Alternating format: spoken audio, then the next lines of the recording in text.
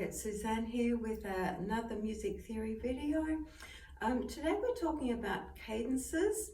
A cadence is when you have a progression of two chords, so one chord followed by another, and certain combination of these chords have names.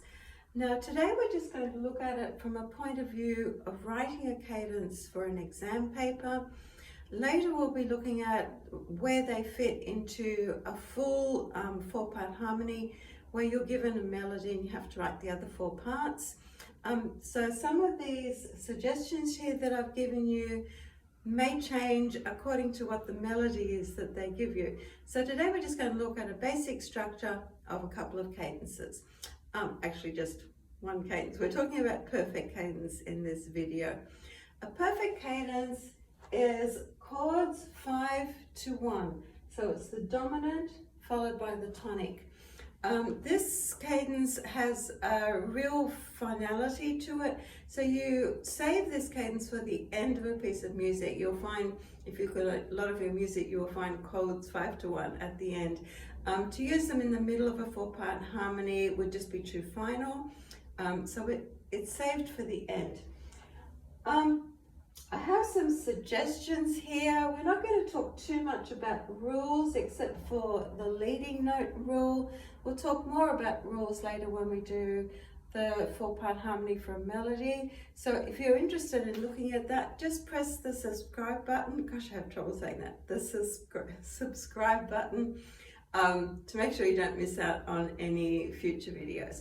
All right, so let's get on with this. We're going to have a look at perfect cadence, first of all, in the key of B flat major, using that as our example, and then of G minor to see what it looks like in a minor key.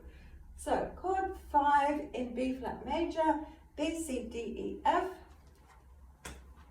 I'm just going to write it like this so we know that the triad F, A, C, we're going to double the root note of the chord to give us 4 notes for the 4 voices to sing, and then going to a B flat, D, F. Again, we're going to double the B flat.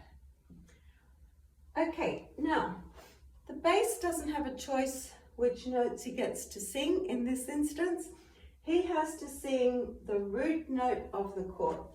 So the first one is F.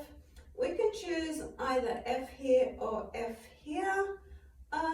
Let's go F way down low. This is the lowest note that a bass can sing. Remember, we have to keep them within their vocal ranges. We're going F, and then we're going B flat in the next chord. So this is chord 5 to 1. So we've gone F, B flat. Now with the remaining notes, you can put them any order that you want to. What we want is a fairly smooth progression. We're trying to keep the voices fairly evenly spaced, not always possible. We're going to try that. But a smooth progression is fairly important so that the notes go to the closest notes that they can. But you don't have to do them in this order. They can be in any order you want. So we've done the bass sings the root note. Now this is the rule we're going to talk about. The leading note of the scale. So the leading note in the key of B flat is A. A has to, if it's whatever voice it's in, it has to sing the tonic in the next chord, if that makes sense. So let's just have a look. So we're going, let's go alto for the A, or soprano. We'll go soprano. We'll see how this works out. So A is the leading note, must be sung in the same voice, the tonic in the next chord. So that's leading note. Now, whatever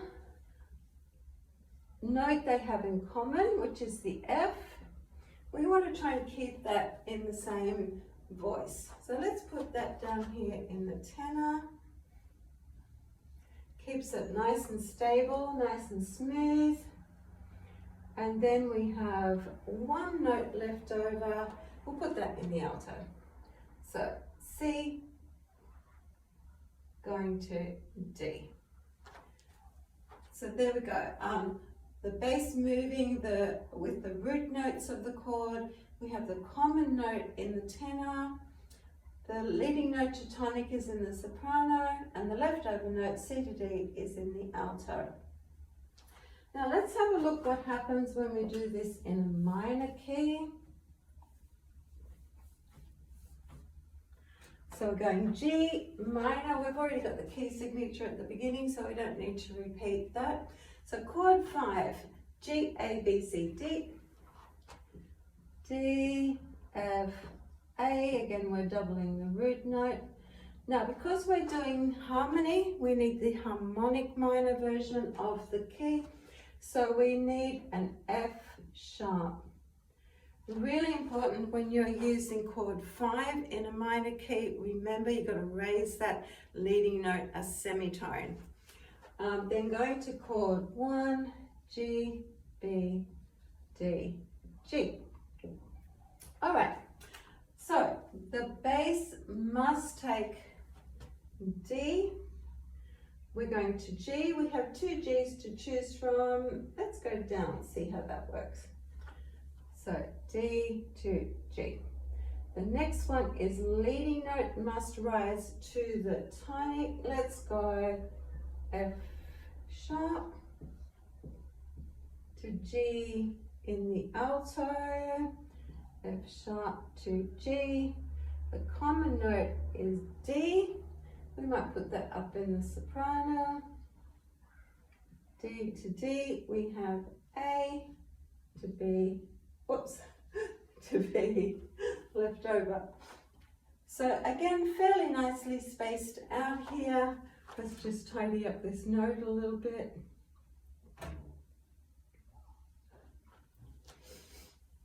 Chords 5, dominant to tonic, called a perfect cadence, found at the end of music. I hope that gives you some guidelines as to what to do. And we'll talk about the perfect cadence more when we talk about 4-part harmony to a given melody.